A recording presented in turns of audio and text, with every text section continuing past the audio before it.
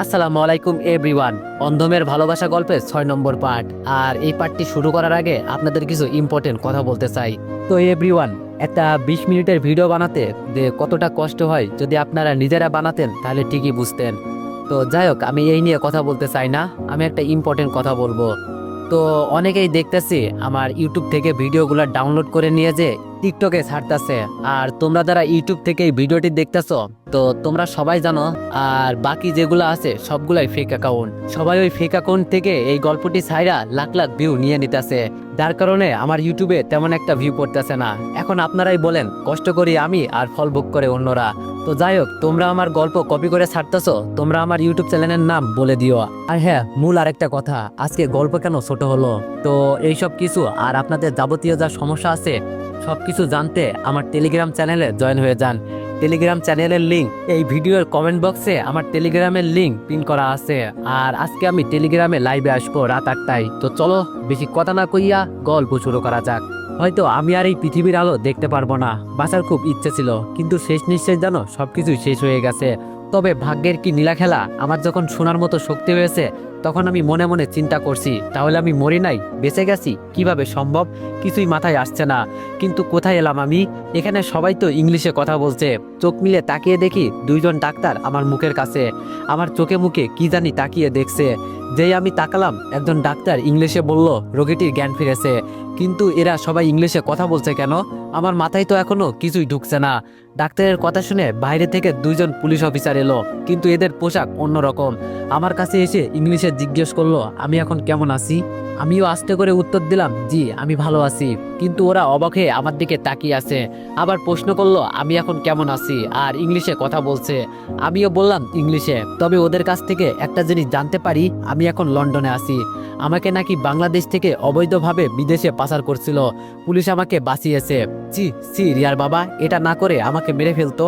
অবশ্য এখন এটা আমার জন্য ভালোই হয়েছে, বেঁচে গেছি তো এটাই অনেক। তবে এখন নিজেকে অনেক পরিবর্তন করতে হবে। আমিও দেখিয়ে দিব এই দীপু কি কি করতে পারে। ভিসা পাসপোর্ট কিছুই আমার কাছে নেই, এই জন্য আমাকে সরাসরি জেলে নিয়ে যাওয়া হয়েছে। সুযোগ বুঝে নাকি আবার আমাকে বাংলাদেশে পাঠিয়ে দিবে। ততদিন পর্যন্ত আমাকে এই 4 দেয়ালের মাঝেই জীবন পার করতে হবে। আজকে 3 দিন ধরে জেলে আছি। তবে এই 3 দিনে একটা বিষয় খুব খেয়াল করেছি, একটা মেয়ে প্রতিদিন বিকালে এখানে আসে আর আমার দিকে কেমন জানি অদ্ভুতভাবে তাকিয়ে থাকে। তবে ওর আচার আচরণে বুঝতে পারছি মেয়েটা এই থানার ওসির মেয়ে। মাঝে মাঝে দেখি ওসিকে বাবা বলে ডাকতে, তবে ইংলিশে। এখন মেয়েটাকে দেখলেই আমি এমন ভাব ধরি যেন আমার এই পৃথিবীতে কেউ নাই। মাঝে মাঝে তো কান্নার ভানও ধরি, যাতে ওর চোখে একটু মায়া লাগে।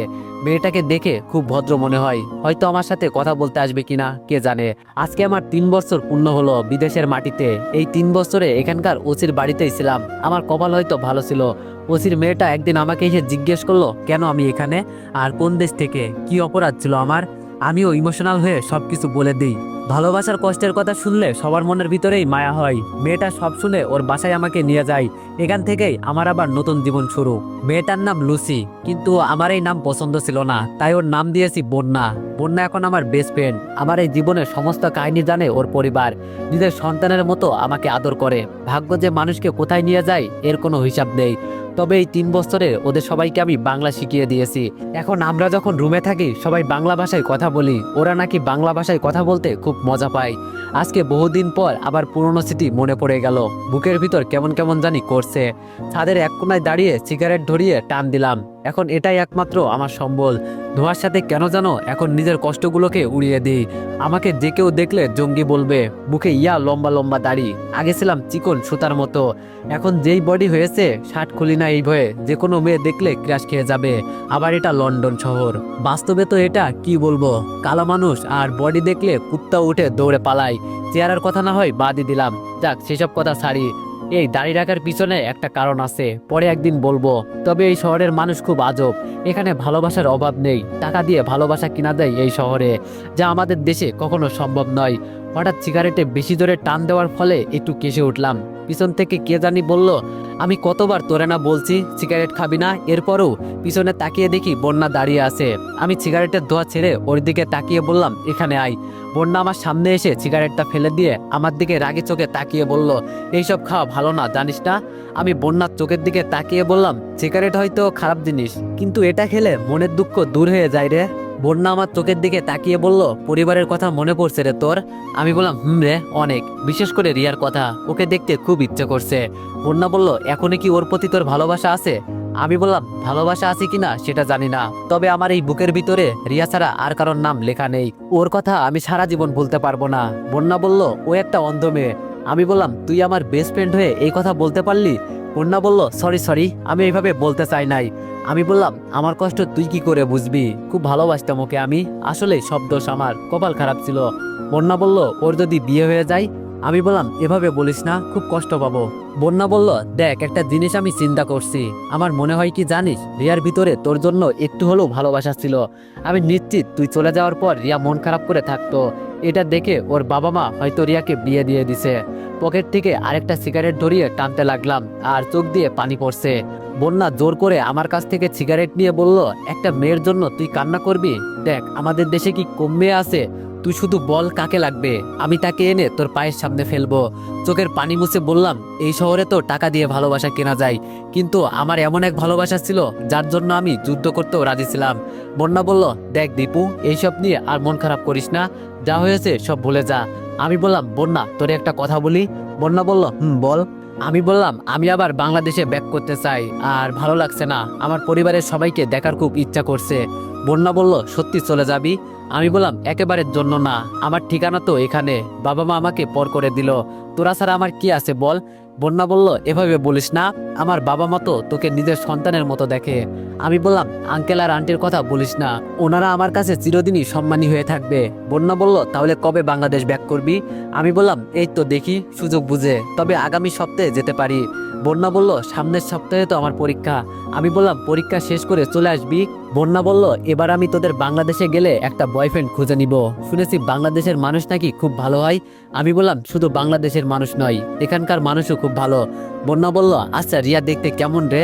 আমি একটা হাসি দিয়ে বললাম, এখনো ওর চেহারা আমার চোখের সামনে ভাসে, কি মায়াবতী ছিল ও আমার কাছে, বলতে পারিস ও আমার জন্য আমার পৃথিবী। বন্যা বলল, তাহলে এই পৃথিবী ছাড়া বেঁচে আছোস কিভাবে? হ্যাঁ। আমি বললাম, বন্যা মার খাবি কিন্তু। বন্যা বলল, হ্যাঁ, উচিত কথা বললেই দোষ। আমি বললাম, ভালোবাসা শব্দের মাঝে একটা অনুভূতি লুকিয়ে থাকে জানিস। বন্যা বলল, ভালোবাসা দেখতে কেমন রে? আমি রাগী দৃষ্টিতে বন্যার দিকে তাকিয়ে বললাম, মজা করিস আমার সাথে শালি? বন্যা বলল, শালি অর্থ কি? আমি বললাম, দূর থাক তুই, আমি গেলাম। বন্যা বলল, সরি। আমি বললাম, এসব আজে বাজে কথা বলবি না। বন্যা বলল, আমি তোর মন ভালো করার চেষ্টা করছি। আমি বললাম, এমনি মন ভালো হয়ে গেছে, একটু কষ্টের মুডে ছিলাম, সব নষ্ট করে দিলি তুই। বন্যা বলল, এইসব ছাড়, আমার জন্য একটা বয়ফ্রেন্ড মিলিয়ে দিবি। আমি বললাম, সত্যি বাংলাদেশের ছেলেদের তোর পছন্দ? বন্যা বলল, অনেক পছন্দ, তুই এত ভালো না জানি। আমি বললাম, থাক বোন, আর পাম দিতে হবে না তোর। বন্যা বলল, মন ভালো হয়েছে তোর? আমি বললাম, অনেকটাই।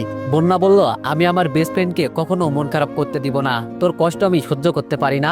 আমি বললাম, এত টাকা পয়সা তোদের, জেলের অপরাধী একটা ছেলের উপর হঠাৎ কিভাবে তোর এত মায়া লাগলো বুঝলাম না। বন্যা বলল, তোর চেহারায় আলাদা একটা মায়াবী ভাব আছে। আমি বললাম, থাক, আর মিথ্যা কথা বলতে হবে না তোর। বন্যা বলল, সত্যি বলছি আমি। আরে তোরা দুইজন একসাথে কি করিস? হঠাৎ বন্যার বান্ধবী এসে কথাটা বলল। এই মেয়ের পোশাক দেখলে আমার শরীর জ্বলে যায়, কিরকম পোশাক পরে, ছোট দেখলেই কেমন জানি নিজের কাছেই লজ্জা করে, আর নিজেকে খুব সুন্দরী হিসাবে দাবি করে। ও আবার নাম দিয়েছে পিকা পিকু একটা নাম হলো বলেন, নামের কাতারে পড়ে এটা। তবে ওকে আমি মজা করে পিক বলে ডাকি, যেহেতু বন্যার বান্ধবী কথা তো বলতেই হবে। পিকু আমাদের সামনে এসে ওর চুলে হাত দিয়ে বলল, বেবি তুমি কেমন আছো? আমি বললাম, বন্যা তোর বান্ধবীকে এইসব কথা বলতে মানা কর। পিকু বলল, কেন তোমার রাগ হয়েছে বাবু? আসো আমার কোলে উঠবে। বন্যা হাসতে হাসতে বলল, পিকু এসব আর বলিস না, ও লজ্জা পাচ্ছে। একটা কথা বলতে ভুলেই গেছি, এই মেয়েও আবার বাংলা পারে, আমাদের সাথে থেকে সবকিছু শিখে গেছে। আমি বললাম, তোরা কথা বল, আমি নিচে যাচ্ছি। পিকু আমার নিচের দিকে তাকিয়ে বলল, দীপু তোরা এটা দেখা যাচ্ছে। তাড়াতাড়ি নিচে হাত দিলাম। পিকু হাসতে হাসতে বলল, আরে এমনি বললাম, লজ্জা পেলি নাকি? রেগে বললাম, কি এক দেশ তোদের, শরম লজ্জা কিছুই নাই তোদের ভিতরে। যে যেভাবে পারছে সে সেভাবে অর্ধনগ্ন কাপড় পরে ঘোরাঘুরি করছে, লজ্জা শরম একটু ভিতরে রাখ। পিকু বলল, লজ্জা দিয়ে কি করবো আমরা, লাইফ ইজ এনজয়। আমি বললাম, তাই বলে এমন ধুর বলতেও লজ্জা করে। আচ্ছা আমি নিচে গেলাম। বন্যা আমার দিকে তাকিয়ে বলল, আচ্ছা যা, আমি আসছি।